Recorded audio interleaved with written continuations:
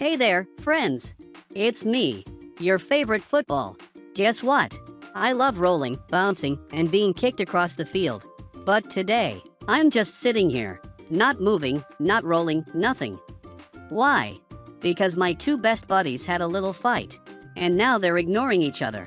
And that means no more passing, no more goals, no more fun. You know, if they just talked, they could fix things. A little "I'm sorry" or "Hey, let's sort this out" can bring back all the fun. But ignoring? No, no, no. That only makes the distance grow bigger, and until one day, you don't even remember what you were mad about. So, if you and your friend aren't talking anymore, wouldn't it be amazing if you took the first step? A simple "Hey, let's talk" could bring back all the fun, the laughter, and the games.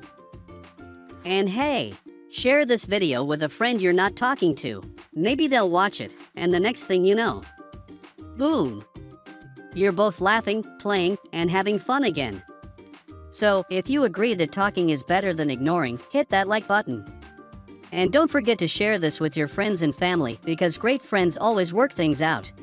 Oh, and before you go, don't forget to subscribe to this channel because we have a special video coming on Tuesday. You won't want to miss it.